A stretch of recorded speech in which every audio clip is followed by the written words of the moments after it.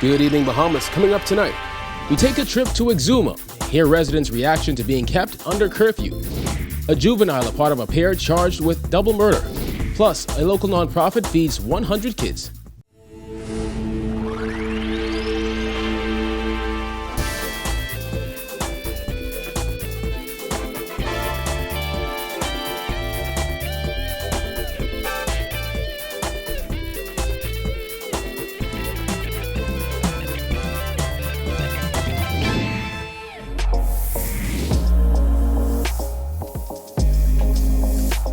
Our News is brought to you by Alive. Welcome to Our News and thank you for joining us. I'm Kyle Joaquin. Exuma residents say they were surprised and disappointed on Sunday after the island was not included on the list of family islands allowed to resume commercial activity. Jerome Sawyer was on the island today and spoke with a few residents. In a word, disappointed. That's how most residents say they felt after hearing that Exuma will not enjoy any eased curfew restrictions. Disappointment comes from, I think, the expectation that folks had. And based on what was said when the list went out, giving, the partial, the stages for reopening and what have you. If you look at what was on that, we assume that Exuma qualified. We had no cases, there were nothing, So we thought Exuma would have qualified. But no such luck Sunday. The Prime Minister's list of approved islands allowed to ease some restrictions did not include Exuma. The move has left businessmen like Dwight Hart, owner of Exuma Palms, anxious about the future and confused about what's next. From a logical perspective, we expected that we would have been open, considering that the authorities had indicated that COVID-free islands would be open, and based on what we know from a local perspective, not having any cases on Exuma that we're aware of, we certainly were expecting to be open, and I can tell you my anxiety level went through the roof. Taxi driver John Nixon, who has been out of business since the lockdown started, was hoping for some small reprieve. I don't mind the borders being closed, but at least open up the island. We don't have any cases, open up the island and bring some sort of normalcy back to the island. Yet there are others who, despite their disappointment, say they get it. When you really think about it, we do have stores open. We have places like, AID, we have the lumber yards are open. The thing about it is we don't have gift shops open, we don't have hotels, but that's understandable. So I get his point, I get his point. While they await any future announcements, for many, the frustration grows. There's absolutely been no communication trickle down at all, one way or the other, to say you're not open because of this or you will be open at this point. Reporting for Our News, I'm Jerome Sawyer. With 600 stranded Bahamians and residents eager to return home, all seats have been booked on the 2 repatriation flights scheduled for this week. The flight set for Thursday and Saturday will require those with tickets to be tested for coronavirus. Globally, we have Bahamians in the U.S. and other parts of the world. We have been keeping a running list that's around 600 persons. And that list, we keep amending it. Foreign Affairs Director General Sharon Brennan Haylock said there are many Bahamians from all over, including Cuba and Europe, expressing an interest to return home on a list that has grown to 600. And as airlines seek to resume flights, Bahamian passengers may find themselves paying for their own ticket to return home. Alfredo Smith is a young Bahamian athlete who recently completed university in Indiana, but is currently staying in Houston, Texas, as he waits to return home. For weeks, he has been in contact with the consulates in Washington, Miami, and in Houston in hopes of returning, but to no avail. After listening to the Prime Minister's address on Sunday, he purchased a Bahamas Air ticket for Thursday from Fort Lauderdale to Nassau, only to find out that his negative COVID-19 test results will not be accepted to board the flight. The update stated that you need to take a COVID test and it has to be 10 days in advance before the flight. So for my case, it's now that my COVID test would run over 2 to 3 days after I got my results. So now it put me in a state where I have to find transportation to get to this COVID site, which is 25, 35 minutes, 30 minutes out. Smith said although testing is free at that facility, his results aren't available for 3 to 4 days. In a statement sent out on Monday, the Ministry of Foreign Affairs said to qualify for the flights, the result of the mandatory COVID-19 test must be negative. The test must be taken at an accredited or certified testing facility within 10 days of travel. That notice was dated May 18th, the day after the Prime Minister's address, and its timing created another problem for people like Smith, who already tested negative but just 2 days over the 10-day limit. Smith said he contacted Bahamas Air to reschedule his ticket from Fort Lauderdale, but unfortunately all flights had been booked. As for Smith's COVID-19 test, Bahamas Air Managing Director Tracy Cooper says that's something the Ministry of Health is looking at, as it has become an issue for some who have already purchased tickets. If I knew all of this in advance, so I had to take a test 10 days in advance, I would take it on Friday. I would try to find a way to take it on Friday. It wouldn't have been such a last-minute thing. Those who return on the repatriation flights scheduled for Thursday and Saturday will be taken to a government-monitored facility right away where they will be evaluated. The Ministry of Foreign Affairs said if placed in the government quarantine facility, visitors will not be permitted. In the event you are permitted to self-isolate, please have a family member on standby to collect you from the facility. In other news, after spending months on leave, Royal Bahamas Defense Force Commodore Bethel is stepping down and will be transferred to the Ministry of National Security. With more on this, here's Giorgio Bain. On Thursday, the Defense Force will host a change of command ceremony where Acting Commodore Captain Raymond King will receive his instrument of apparatus from the Governor General. This announcement follows months of speculation on the future of Commodore Bethel, who has been on extended vacation leave for 6 months. Minister of National Security Marvin Dames was asked about what the future will hold for Bethel. He won't be going too far. He will be moving over into the Ministry of National Security. We'll be happy to have him there. We have a lot of work for him to do there, and we're quite certain that he will bring a tremendous amount of knowledge and expertise to the job that we have for him. Dames was, however, tight-lipped on that position in the Ministry of National Security, but said it would be a senior-level position that would meet his skill set. Bethel will take up his post immediately after the handing over ceremony on Thursday, according to Dames. When pressed on why it took so long for the public to get answers on Commodore Bethel, Dames said he didn't think it was right to let the situation unfold in the media. This is a very sensitive situation. And when you're dealing with persons retiring or demitting office, you know, I'm of the view that that is not something that you conduct in the press.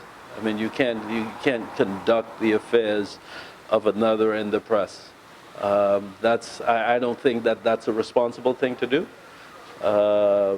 and I don't think that that's the right thing to do. Dames was also asked why the need for new leadership in the police force and defense force. To suggest that there is something sinister at play is wrong. It's not correct. You know, we have a responsibility to ensure that, you know, we prepare the next generation of leaders to take over so that they can move these agencies and organizations to the next level. Reporting for our News, I'm Giorgio Bain. With the National Insurance Board paying out more than $16 million a month to workers laid off due to the pandemic, Minister of Public Works and National Insurance Benzel Rhodes says he is unsure about the sustainability of those massive payments. Jasmine Brown reports.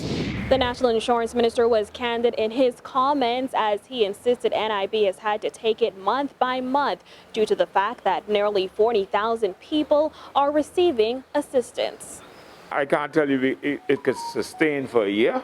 What I do know, based on what we're seeing now, we're getting out the payments in time. NIB has seen an influx of unemployment claims since the country has been in a state of emergency in mid-March. Many businesses have closed and thousands of Bahamians have become unemployed due to the impact of COVID-19, and the National Insurance Minister says that number continues to climb. Approximately 30,000 individuals have been paid by NIB in their unemployment assistance in the regular government program.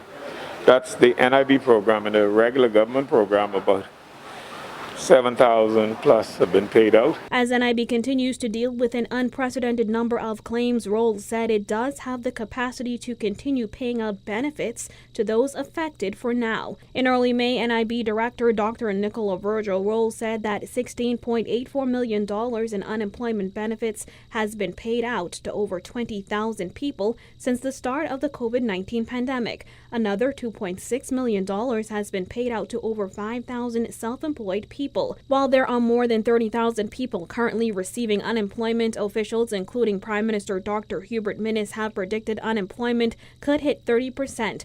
Roll was asked if NIB would be prepared to handle that. We're doing our best. We've made a commitment to make payments to the Bahamian people. I can't say specifically what the outer bands will be. He added that while NIB is doing all it can to make the payouts, they are also doing their best to collect outstanding payments from delinquent employers. We have a list. Companies have been contacted. And just to put it in context, this is a very old list. One or two new businesses may be added to that list, but we're talking a list that have existed for more than 10 years in some cases. Reporting for R News, I'm Jasmine Brown. A man and a juvenile were charged today in connection with a recent double murder on Grand Bahama. Jared Higgs has more. 24-year-old Trevor Reckley, pictured in the blue shirt, and a juvenile are accused of the May 11th killings of 48-year-old Kim Smith and 24-year-old Denny Roll. Smith and Roll were gunned down in a drive-by shooting at Limewood Lane, Freeport. According to police, it was around 3 p.m. when they received reports of gunshots. Officers say they responded quickly and found Smith in a blue vehicle, dead with gunshot injuries. Roll was still alive and taken to hospital where he later died. The man and juvenile who were charged today both hail from Frobisher Drive in Freeport. Neither was required to enter a plea to the charges, and Reckley was remanded to the Bahamas Department of Corrections. The juvenile was remanded to the Simpson Penn Center for Boys. Smith's death came 1 year after her husband was shot and killed by police. Police killed a 29-year-old man and 2 other men at a home in Blair Estates after a search warrant was presented. Reporting for Our News, I'm Jared Higgs. All right, thanks, Jared. Still to come, how Biminites spent the last few hours before full lockdown. Stay tuned.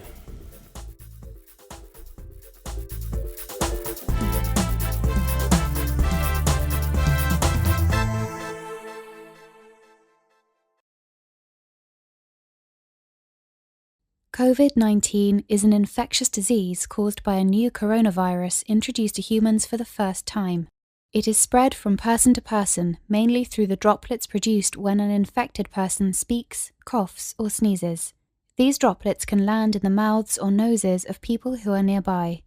These droplets are too heavy to travel far in the air. They only travel approximately 1 meter and quickly settle on surfaces. This is the reason person-to-person spread is happening mainly between close contacts. The exact time that the virus can survive on surfaces is not yet known.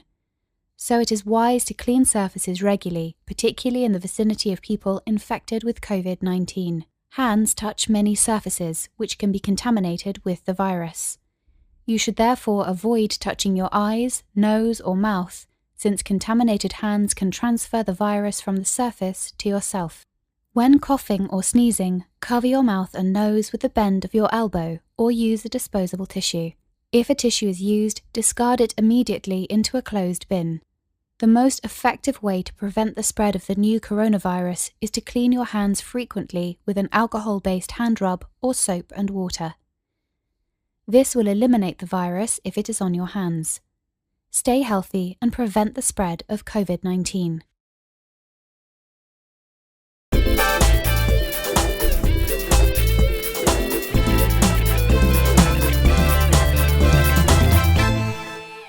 Before the 2-week lockdown on Bimini began yesterday, many residents flocked to stores to quickly grab last-minute supplies. Volunteers were also on the ground delivering food and water to the elderly. Jillian Gray reports. When the boat from Grand Bahama arrived in Bimini at 7:30 last night, residents were already lined up and ready to receive their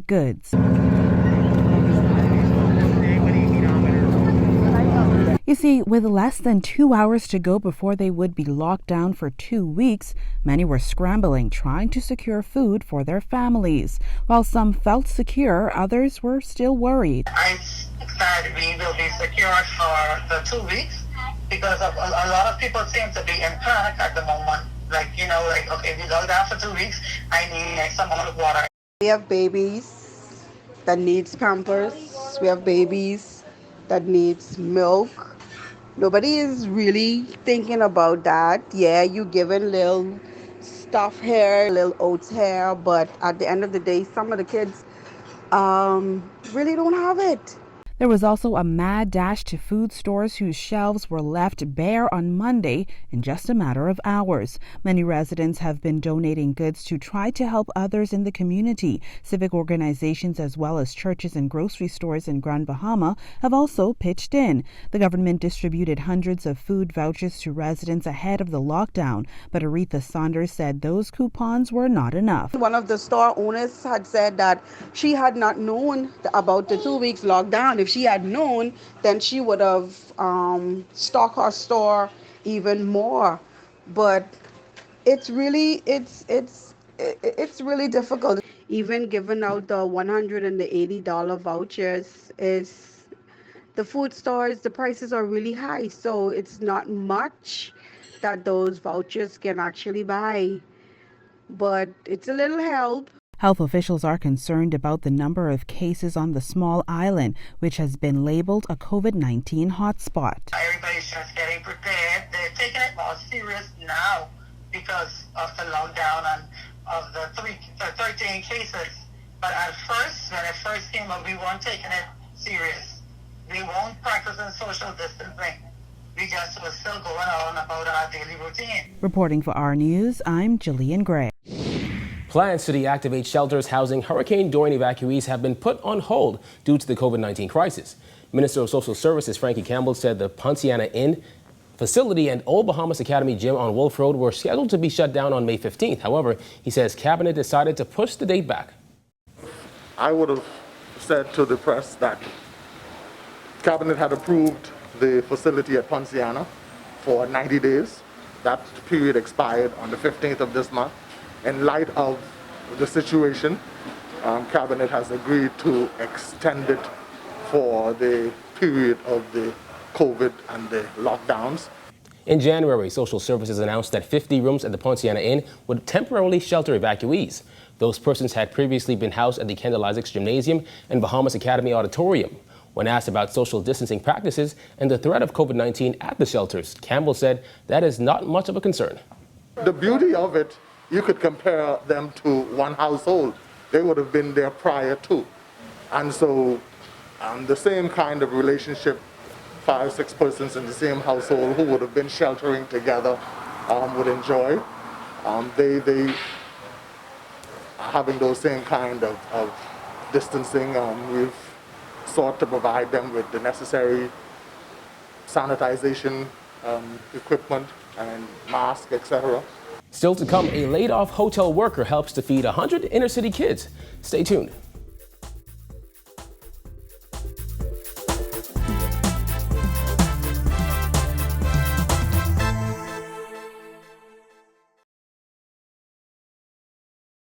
COVID-19 is an infectious disease caused by a new coronavirus introduced to humans for the first time. It is spread from person to person, mainly through the droplets produced when an infected person speaks, coughs, or sneezes. These droplets can land in the mouths or noses of people who are nearby. These droplets are too heavy to travel far in the air. They only travel approximately 1 meter and quickly settle on surfaces. This is the reason person-to-person spread is happening mainly between close contacts. The exact time that the virus can survive on surfaces is not yet known. So it is wise to clean surfaces regularly, particularly in the vicinity of people infected with COVID-19. Hands touch many surfaces, which can be contaminated with the virus. You should therefore avoid touching your eyes, nose, or mouth, since contaminated hands can transfer the virus from the surface to yourself. When coughing or sneezing, cover your mouth and nose with the bend of your elbow or use a disposable tissue. If a tissue is used, discard it immediately into a closed bin. The most effective way to prevent the spread of the new coronavirus is to clean your hands frequently with an alcohol-based hand rub or soap and water. This will eliminate the virus if it is on your hands. Stay healthy and prevent the spread of COVID-19.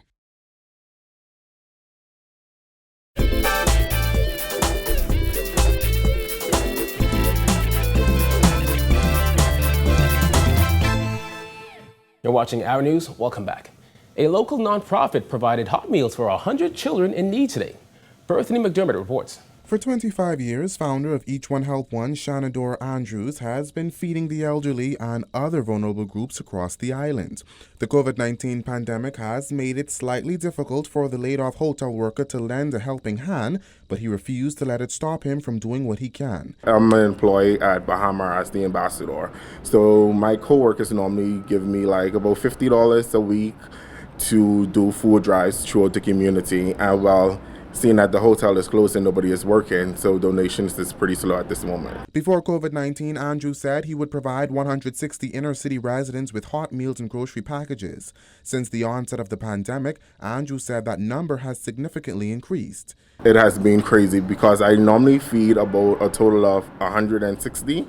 Well, that expand to 450. Today, the nonprofit organization provided 100 hot meals for children in the inner city. Yellow Alta Primary School principal Janice Johnson said that even with the government's lunch assistance program, many students are still in need. I discussed the fact that there are several students still at home who, even with the government's assistance, what we're most grateful for, we're concerned about because we know they lack basic needs, and that being food, shelter. Children and their parents enter the teacher's lounge at the school's Coconut Grove Avenue campus and collected a plate of hot food, a small bag of fruits, juice, and water.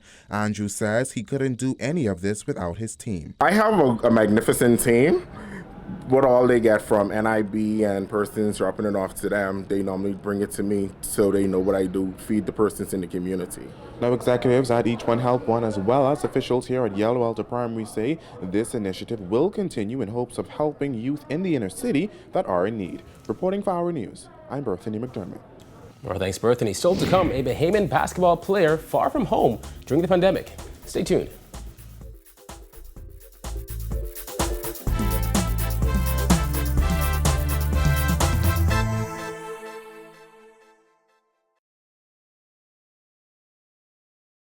COVID-19 is an infectious disease caused by a new coronavirus introduced to humans for the first time. It is spread from person to person, mainly through the droplets produced when an infected person speaks, coughs, or sneezes. These droplets can land in the mouths or noses of people who are nearby. These droplets are too heavy to travel far in the air. They only travel approximately 1 meter and quickly settle on surfaces. This is the reason person-to-person spread is happening mainly between close contacts. The exact time that the virus can survive on surfaces is not yet known. So it is wise to clean surfaces regularly, particularly in the vicinity of people infected with COVID-19. Hands touch many surfaces, which can be contaminated with the virus. You should therefore avoid touching your eyes, nose, or mouth, since contaminated hands can transfer the virus from the surface to yourself. When coughing or sneezing, cover your mouth and nose with the bend of your elbow or use a disposable tissue. If a tissue is used, discard it immediately into a closed bin. The most effective way to prevent the spread of the new coronavirus is to clean your hands frequently with an alcohol-based hand rub or soap and water. This will eliminate the virus if it is on your hands. Stay healthy and prevent the spread of COVID-19.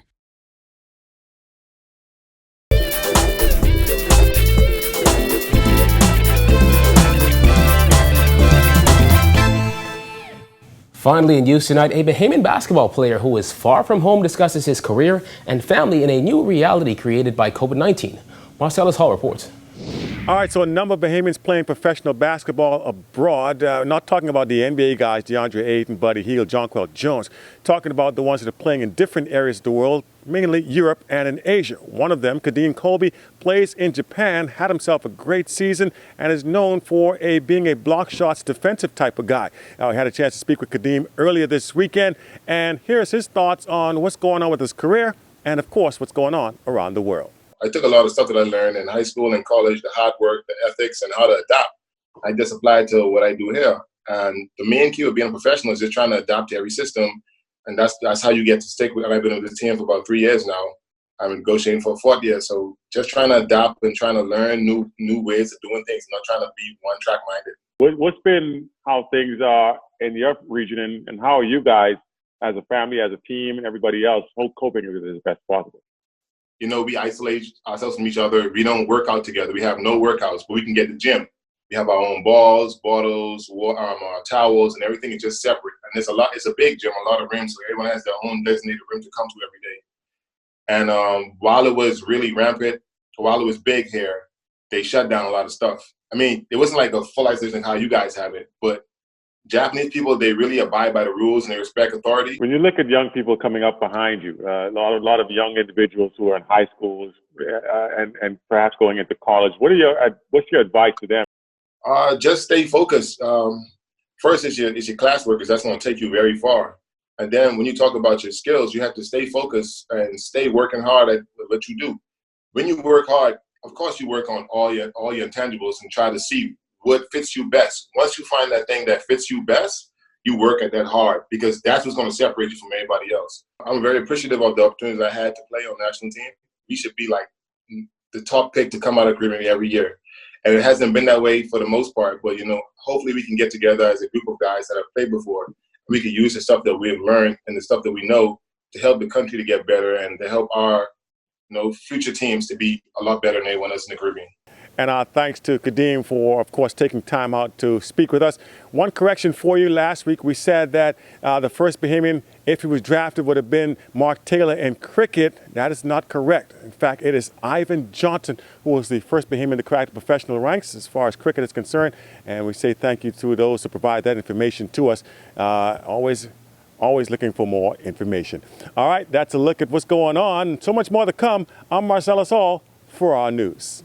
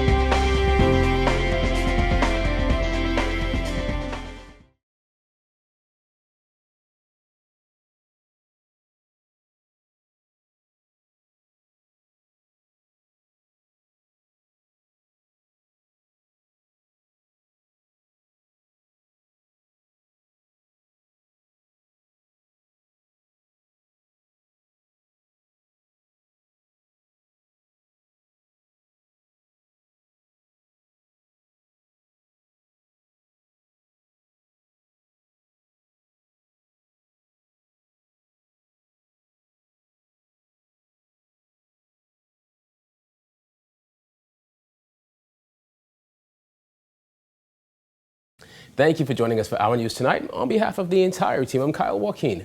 Remember, you can catch Our News on the go with the RefGo Play app. Have a good Tuesday evening, Bahamas.